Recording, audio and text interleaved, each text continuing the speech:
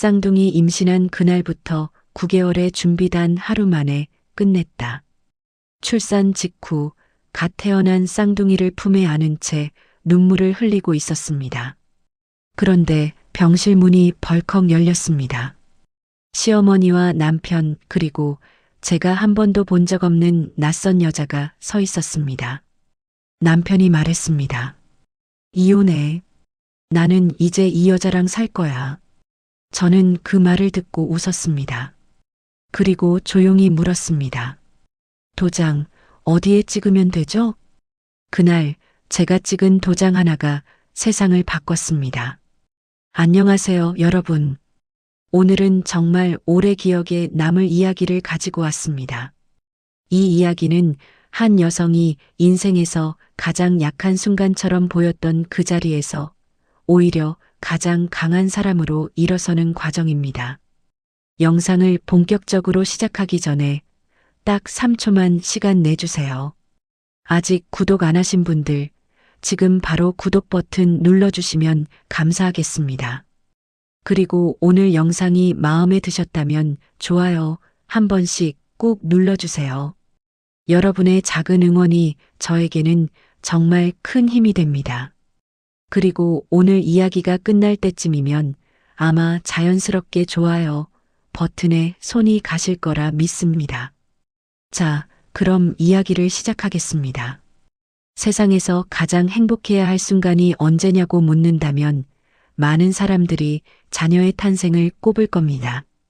오랜 기다림 끝에 아이의 첫 울음소리를 듣는 순간 그 어떤 피로도, 고통도, 두려움도 일시에 사라지는 기적 같은 시간.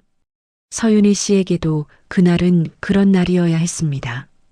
10달이 넘는 임신 기간 동안 윤희 씨는 쌍둥이를 품에 안고 세상을 버텼습니다. 남편 최준혁은 임신 초기부터 잦은 야근을 이유로 집을 비웠고 시어머니는 윤희 씨의 친정을 은근히 무시하면서도 겉으로는 웃는 얼굴을 유지했습니다. 윤희 씨는 그 모든 것을 사귀며 뱃속 아이들만 바라봤습니다. 낳기만 하면 모든 게 달라질 거야. 아이들이 태어나면 우리 가족도 달라질 거야. 그 믿음 하나로 10달을 버텼습니다. 진통은 새벽 2시에 시작됐습니다. 남편에게 전화를 걸었지만 받지 않았습니다. 윤희 씨는 혼자 택시를 잡아 타고 병원으로 향했습니다. 분만실 안에서 홀로 손잡이를 붙잡고 이를 악물며 버텼습니다. 그리고 마침내 두 아이가 세상으로 나왔습니다. 조그맣고 빨간 두 얼굴을 보는 순간 윤희 씨는 소리도 없이 울었습니다. 억눌렸던 모든 감정이 한꺼번에 터져 나왔습니다. 기쁨인지 안도인지 외로움인지도 모를 눈물이었습니다. 그런데 그 눈물이 채 마르기도 전이었습니다. 병실 문이 벌컥 열렸습니다. 시어머니 박정숙이 앞장서서 들어왔고 그 뒤로 남편 준혁이 따라 들어왔습니다. 그리고 그 옆에 윤희 씨가 한 번도 본 적 없는 젊은 여자가 서 있었습니다. 여자는 눈을 내리깔고 있었지만 준혁과 어깨를 나란히 하고 있었습니다. 시어머니가 먼저 입을 열었습니다. 쌍둥이 낳았으면 이제 할 일은 다 한 거 아냐? 수고했어. 차갑고 건조한 말이었습니다. 마치 상품을 배송받고 영수증을 확인하는 것처럼. 그리고 준혁이 말했습니다. 윤희야, 우리 이혼하자. 나는 이제 이 여자랑 살 거야. 병실 안에 정적이 흘렀습니다. 갓 태어난 두 아기는 울다 지쳐 잠들어 있었습니다. 링거 바늘이 꽂힌 손등이 욱신거렸습니다. 분만의 고통이 아직 몸에 남아 있었습니다. 그런데 윤희 씨의 입꼬리가 올라갔습니다. 웃음이 나왔습니다. 시어머니는 눈을 가늘게 뜨며 윤희 씨를 봤습니다. 준혁은 당황한 기색이 역력했습니다. 그도 그럴 것이 그들은 윤희 씨가 울며 매달릴 것을 예상하고 있었을 테니까요. 갓 출산한 여자, 몸도 마음도 무너진 여자, 그래서 가장 쉽게 제압할 수 있다고 생각했을 테니까요. 하지만 윤희 씨는 웃으며 물었습니다. 도장은 어디에 찍으면 되죠? 많은 사람들이 오해합니다. 강한 사람은 처음부터 강하다고. 하지만 대부분의 경우 강함은 고통 속에서 선택의 결과로 만들어집니다. 윤희 씨가 병실에서 웃을 수 있었던 이유는 단 하나였습니다. 준비가 되어 있었기 때문입니다. 쌍둥이 임신 사실을 알게 된 날, 윤희 씨는 남편의 외도를 처음으로 확신하게 됐습니다. 그 전까지는 의심이었습니다. 야근이 잦아진 것, 주말마다 갑자기 생기는 출장, 화장실에서 몰래 나누는 전화 통화. 하나하나는 해명 가능한 것들이었지만 전부를 합치면 너무나 명확한 그림이 나왔습니다. 임신 사실을 알린 날 밤, 준혁은 윤희 씨를 축하해주는 대신 자리를 피했습니다. 중요한 미팅이 있어라는 말을 남기고 나갔습니다.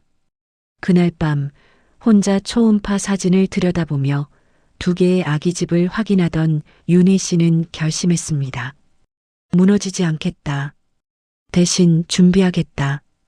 윤희 씨는 조용히 움직이기 시작했습니다. 먼저 오랜 친구이자 법조인인 김은정 변호사에게 연락했습니다. 은정 씨는 이혼 전문 변호사였고 두 사람은 대학 시절부터 신뢰를 쌓아온 사이였습니다. 윤희 씨는 자신이 가진 모든 의심을 털어놓았고 은정 씨는 냉정하게 조언했습니다. 감정으로 움직이면 진다. 증거로 움직여야 해. 그때부터 윤희 씨의 조용한 전쟁이 시작됐습니다. 준혁의 외도 증거는 생각보다 빠르게 모였습니다. 준혁은 스스로가 너무 안전하다고 믿었기 때문에 허술했습니다. 카드 내역서에는 호텔과 식당이 반복적으로 찍혔고 회사 시스템에 접근 권한이 있었던 윤희 씨는 준혁 명의의 법인카드 사용 내역도 확인할 수 있었습니다. 사적인 만남에 회사 경비를 쓴 것, 그 자체가 이미 문제였습니다. 그런데 더 큰 문제가 나왔습니다. 시댁회사의 비자금이었습니다. 윤희 씨는 결혼 후 시댁회사의 경영 지원 업무를 맡았습니다. 처음에는 단순 서류 처리였지만 시간이 지나면서 회계 자료를 다루게 됐습니다. 그리고 그 과정에서 이상한 흐름을 발견했습니다. 매출은 분명히 올라가는데 세금 신고 금액은 반대로 줄어들었습니다. 외주 용역비로 처리된 금액들이 실제로는 페이퍼 컴퍼니로 빠져나가고 있었습니다. 윤희 씨는 이 자료를 조용히 복사해뒀습니다. 지우거나 폭로하지 않았습니다. 그저 때를 기다렸습니다. 그리고 또 하나, 가장 중요한 카드가 있었습니다. 시아버지가 생전에 사업 확장을 위해 윤희 씨 명의로 돌려놓은 회사 지분이 있었습니다.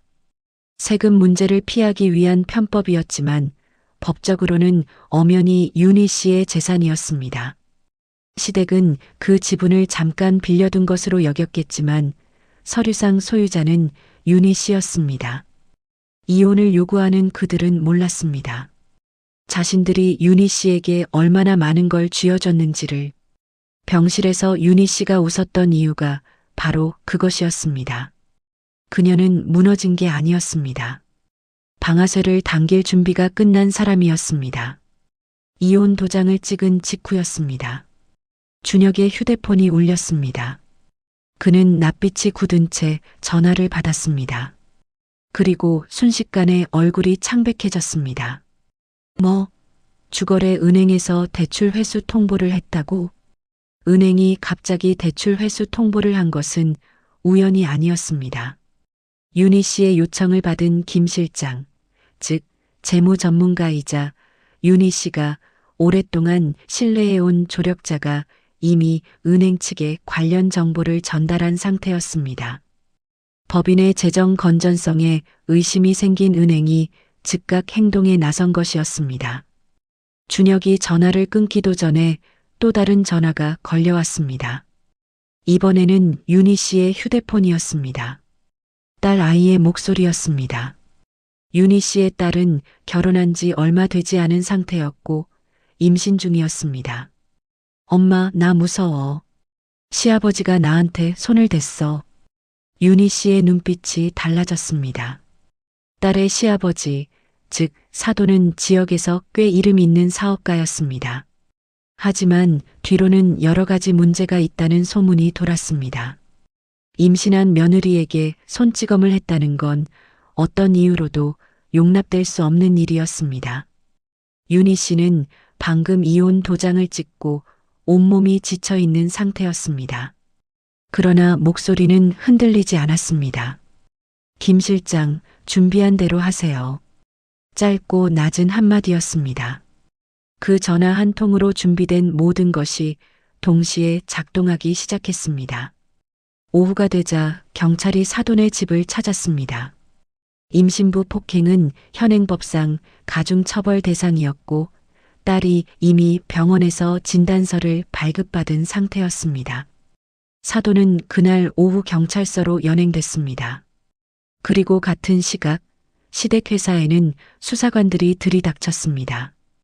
윤희 씨가 수년간 조용히 수집하고 정리해온 회계자료, 페이퍼 컴퍼니, 거래 내역, 허위 세금 신고 자료들이 한꺼번에 수사기관에 제출됐습니다.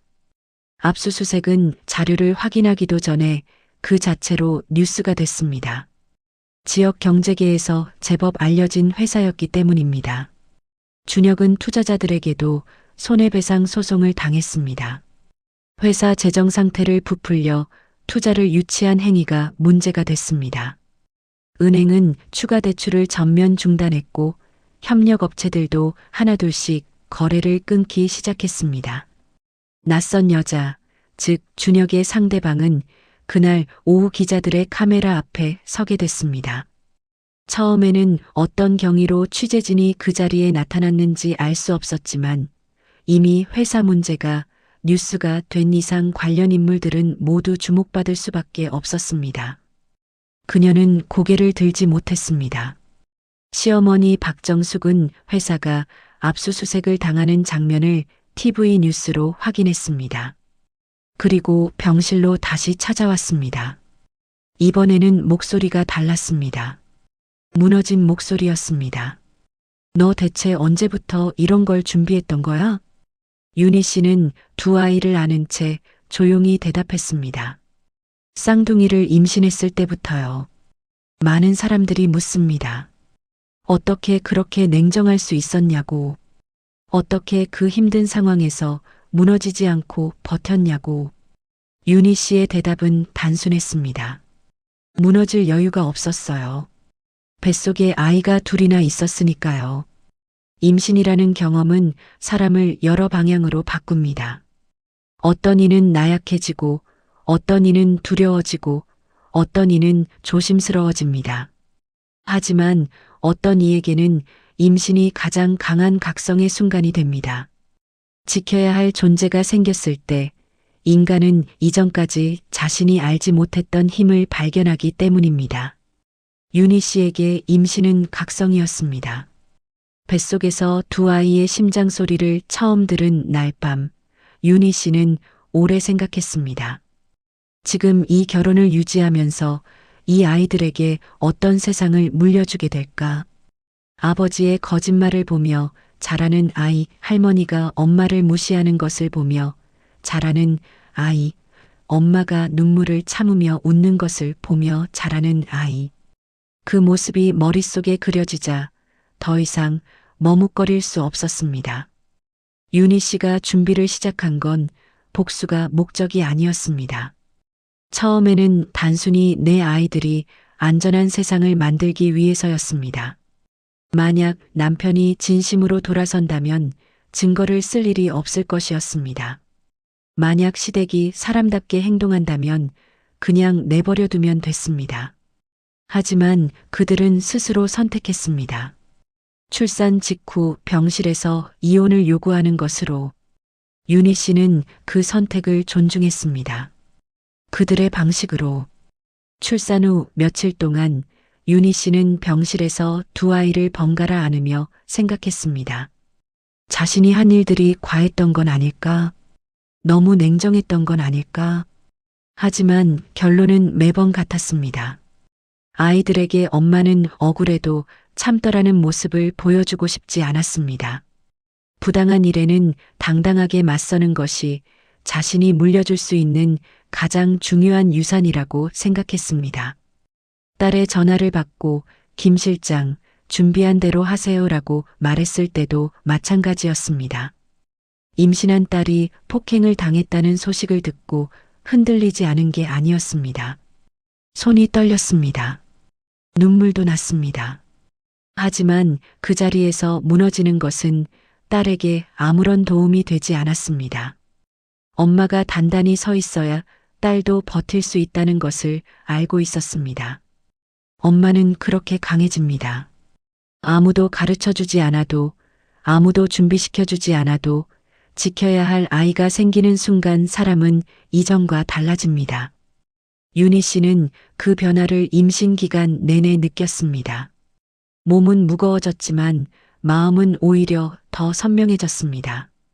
흔들릴수록 뿌리가 깊어지는 나무처럼. 그리고 그 뿌리가 폭풍이 몰아쳤을 때 그녀를 지탱했습니다. 사건이 일단락된 뒤 몇 주가 흘렀습니다. 준혁은 투자자들과의 소송을 정리하느라 정신이 없었습니다. 시댁회사는 세무조사와 수사가 이어지면서 사실상 운영이 멈췄습니다. 사돈은 법원 출석을 앞두고 있었고 딸은 안전한 곳으로 거처를 옮겼습니다. 윤희 씨는 퇴원 후 두 아이를 데리고 조용한 곳으로 이사했습니다. 처음 며칠은 생각보다 고요했습니다. 싸움이 끝난 자리는 언제나 그렇습니다. 먼지가 가라앉고 나면 그 안에 남아있는 것들이 하나씩 보이기 시작합니다. 윤희 씨에게 남은 것들은 생각보다 많았습니다. 우선 두 아이가 있었습니다. 아직 세상이 뭔지도 모르는 채 배를 채우고 잠드는 두 생명. 그 얼굴을 보고 있으면 복잡했던 모든 것이 단순해졌습니다. 내가 왜 버텼는지, 내가 왜 준비했는지, 내가 왜 끝까지 물러서지 않았는지, 그리고 지분이 있었습니다. 시댁이 편법으로 윤희 씨 명의에 넣어둔 회사 지분은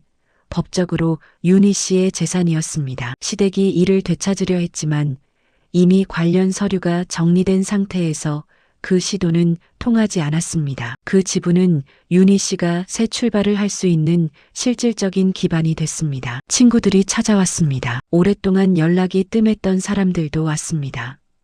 결혼 후 시댁 눈치를 보며 관계가 멀어졌던 사람들이었습니다. 그들은 아이들을 안아보고 커피를 마시고 별말 없이 옆에 있어줬습니다. 그것만으로도 충분했습니다. 변호사 은정 씨가 말했습니다. 내가 이긴 게 아니야. 처음부터 지지 않았던 거야. 윤희 씨는 그 말을 오래 곱씹었습니다. 맞는 말이었습니다. 윤희 씨는 처음부터 싸움에서 이기려 했던 게 아니었습니다. 다만 지지 않으려 했습니다. 아이들에게 부끄럽지 않은 엄마가 되려 했습니다. 옳지 않은 일 앞에서 눈을 감지 않으려 했습니다. 그 작은 결심들이 쌓여서 결국 모든 것을 바꿨습니다. 어느 저녁 해가 지는 창가에서 두 아이를 한 명씩 안고 흔들의자에 앉았습니다. 아이들은 곧 잠들었습니다. 윤희 씨는 그 온기를 느끼며 오랫동안 가만히 있었습니다. 병실에서 눈물 흘리던 날이 떠올랐습니다. 문이 열리던 순간이 남편의 목소리가 낯선 여자의 얼굴이 스쳐 지나갔습니다. 그리고 자신이 웃었던 것도 그때 왜 웃었을까? 두렵지 않아서가 아니었습니다. 분하지 않아서도 아니었습니다. 다만 그 순간 나는 이미 준비가 됐다는 확신이 있었기 때문이었습니다. 그리고 그 확신은 어디서 왔냐면 뱃속 아이들이었습니다. 뱃속의 두 심장 소리를 처음 들었을 때부터 그 아이들이 윤희 씨를 강하게 만들었습니다. 엄마는 그렇게 강해집니다. 윤희 씨는 조용히 다짐했습니다. 앞으로 이 아이들이 살아가면서 부당한 일을 만날 때, 불공평한 세상과 맞닥뜨릴 때, 억울하게 무너질 것 같은 순간이 올 때, 엄마가 어떻게 살았는지를 기억하게 하겠다고 쓰러질 것 같은 순간에도 준비하고 버티고 결국 일어섰던 사람이 자신들의 엄마였다는 것을, 그리고 그 다짐을 품고 윤희 씨는 새로운 하루를 시작했습니다. 여기까지 긴 이야기를 함께 해주셔서 진심으로 감사합니다. 오늘 이 이야기에서 가장 인상 깊었던 부분이 무엇인지 댓글로 꼭 알려주세요. 여러분의 이야기도 듣고 싶습니다. 혹시 지금 비슷한 상황에서 버티고 계신 분이 있다면 이 말을 전하고 싶습니다. 엄마는 강해집니다. 아니, 강해질 수밖에 없습니다. 다음 영상에서 또 만나요. 구독과 좋아요, 알림 설정 잊지 마세요. 고맙습니다.